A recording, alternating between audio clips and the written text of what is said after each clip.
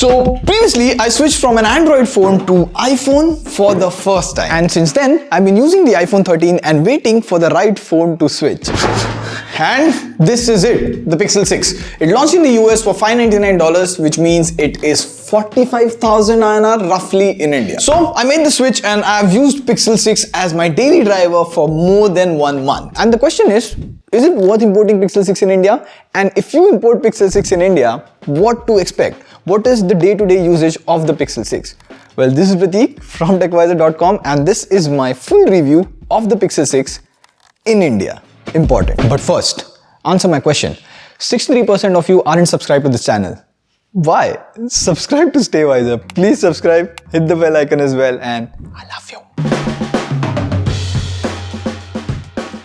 So straight up, the initial issues that come when you switch from an iPhone to an Android device. Number one, WhatsApp chat transfer. Now when I switched from Android to iPhone 13, I had to straight up pay 1700 rupees to get my WhatsApp chat and data.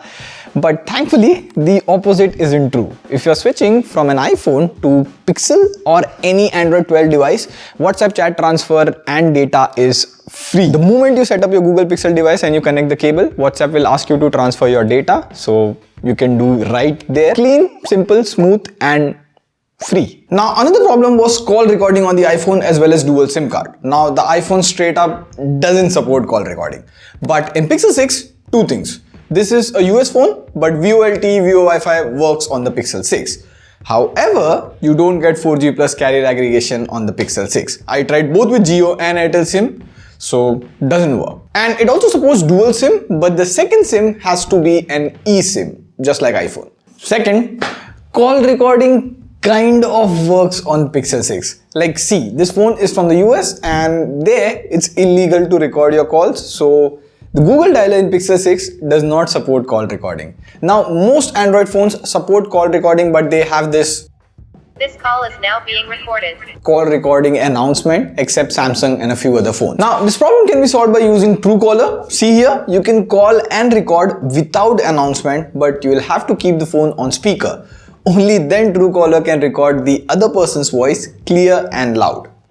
Partial jugaad, but this is how it works. But for build camera software, the Pixel 6 is by far the best Android can offer. Now, look at this phone.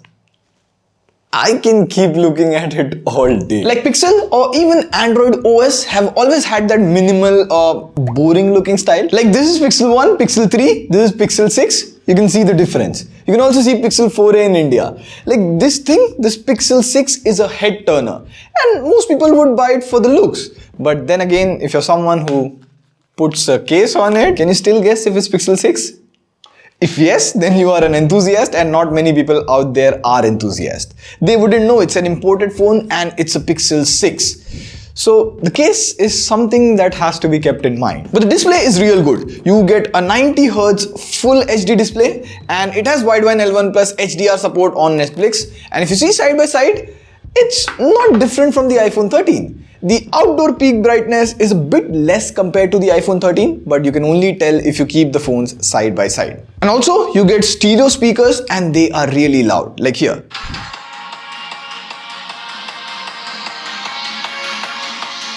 So you can use it in the hall, bedroom and bathroom, anywhere. Good speakers for a good looking phone. And that good looks transfers to Android 12 as well. Like the fancy the phone looks, Android 12 does justice to it. See here, you change the wallpaper and the entire theme, font, icons, keyboard color changes along with it. And Android 12 has worked really hard on gestures. Very underrated. Like here, this is Android 11 and this is Android 12. Now let me minimize YouTube videos on both the phones. Can you see the difference? Let me slow it down and now can you see the difference? Now see, let me open this to-do widget and swipe up. See? They have made everything subtle and better from Android 11. Now Google also made the Tensor SoC this time, which is Samsung plus Google. Now for people who don't know, Tensor is an Exynos chip made by Samsung. You can consider it to be like Exynos 2100 found in the Samsung S21 or S21 FE series. But anyways, the point is, this Tensor chip is made for Pixel's software. Like you would have seen a lot of videos on YouTube of CPU throttling test, And the phone does perform badly in the CPU throttling test, like it throttles. But this is a Pixel phone. It's not a gaming phone. The CPU throttling test only checks the CPU, not the GPU, not the special AI cores, which is what's great about Pixel's Tensor chip. Like it makes your day-to-day task easier. Like here, tap on select and you can copy everything from the app. I can quickly copy paste my UPI ID from here to WhatsApp, done. And the other day, someone sent me a WhatsApp message in Hindi. Bam! I can translate messages within WhatsApp to English. And that's offline and faster. It could be Hindi, Tamil, any language for you. It's fast in all these tasks. And here, have a look. So we have one work for you. What all languages do you know? English, Hindi and Bengali. Hindi will do. Interpreter mode?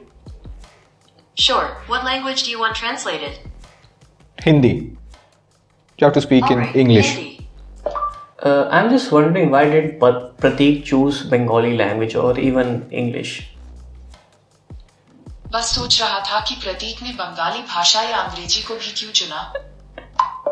मुझे नहीं आती बंगाली, इसलिए मैंने बंगाली नहीं चुना और शायद Google assistant भी बंगाली सपोर्ट नहीं करता। I don't know Bengali, that's why I didn't choose Bengali and may not support Bengali in Google Assistant. That sounds right. Cheers, mate. यह सही छाती माय लगता है। It's fast, but I think the translation can get better. So this combination of software plus hardware is what makes Google Pixel great. Faster day-to-day activities. And also the haptic feedback on this device. And it's all around the menu, software, makes the whole OS experience really rich. And what is also improved along with Android 12 is the camera. So for the first time you get a 50 megapixel camera on Pixels. Now we did an entire comparison between the iPhone 13 and Pixel 6. You can watch it over here. But I can undoubtedly say this, that the Pixel 6 is one of the best smartphone cameras. Like, look at these HDR photos. Also, Google promised that the AI has worked really hard on human skin tones, which in my opinion, even the iPhone 13 doesn't get human skin tone right, but the Pixel 6 does. Like here, it is the closest my skin looks like. Like, look at my skin tone, Mrinal, Manu, and even few other people. The skin tone is on point. And you would think this AI, this camera processing, this Android 12 gestures would take a heavy toll on battery life.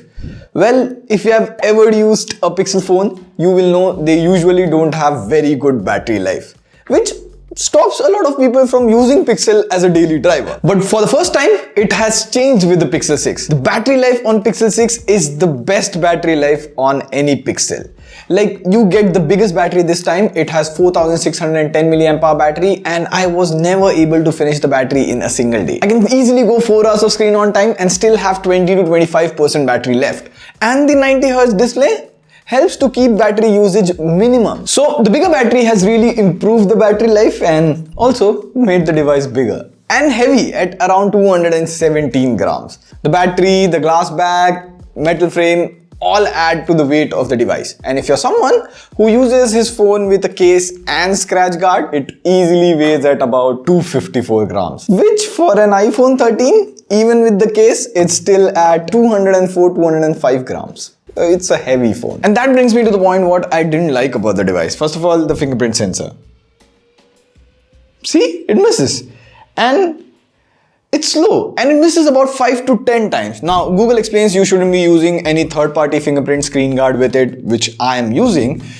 But you see, there are two types of in-display fingerprint sensor. Number one, optical fingerprint sensor, which uses light when you tap on them. So this area glows up and scans your fingerprint. Number two, ultrasonic fingerprint, which uses an electric pulse to detect pressure from your finger press. It's fast, costly, and you cannot use a third-party screen guard for ultrasonic fingerprint sensor. So if it was ultrasonic fingerprint sensor, I could have bought Google's explanation, but here it is not. And other flagship smartphones that have in-display optical sensor, they work well with a third-party screen protector. See here, this is S21 FE with a screen guard and this is Pixel 6. Way slower. And if you're wondering, well, Android 12 or Pixel 6 doesn't have Face Unlock. Maybe Android 13, maybe. And another interesting thing is the Google Assistant. Like, it triggers randomly and at times it's embarrassing. And no, it's not the one where you say, okay Google. Sorry if I triggered your Google Assistant. This is random, anytime, anywhere. Sometimes even while watching videos on the phone. And it's just not me, it's global. People have complained Google Assistant making calls, getting triggered randomly, calling their exes, breaking relationship, marriages and whatnot. So, okay Google, that's a funny problem. It's not funny. Hey, come on, it is. Next, the most disappointing thing was the video recording. Like, they worked really hard on video, so the audio in the video has really improved. Like, hear this out. So, I'm inside a car and the window is open because we have lots of wind noises, and this is Google's speech enhancement mode. So, I want to see how huge of a difference it makes in the normal audio because there is a lot of traffic and there is also a lot of wind. So, yeah. But I was excited when Google showed out its great HDR has come down to videos. I was really excited, but it's actually weird. Like this sample, you have noise in the daytime video. And as soon as the light goes down, like here in this video in studio lights, there is noise in the video. All you have to do is tap and reduce the exposure in the video and it's fixed. Like here, see before and after. So the Pixel 6 shouldn't be doing this in videos, it's just trying too hard to make a video bright and have better HDR. Like this should be fixed with a camera update, but I'm not that hopeful. All in all, like if Pixel 6 was available in India at 45,000, this would be the most recommended phone by us at TechVisor. Google should have launched this phone in India, like why? Great pricing, great phone. Now even if you cannot import this phone in India, it still sells on Amazon.in at 66,000. You don't get a warranty in India, but if you can live without a warranty and even if it gets damaged, it's hard to repair. You'll have to wait for the screen to be shipped and repaired. So if you're okay with no warranty and slow repairs, I would still recommend the Pixel 6 at 66,000. Still the best photo camera, unique build, the best Android software experience. And yes, 4 years of software updates and 5 years of security updates. So after using Pixel 6 for a month, I would say it's worth 66,000. And if someone can get it for you at 45,000, damn recommended. Just remember, warranty. So this is Prateek. You can watch our Pixel importing and iPhone camera comparison over here. I'll see ya pretty soon. Pew pew.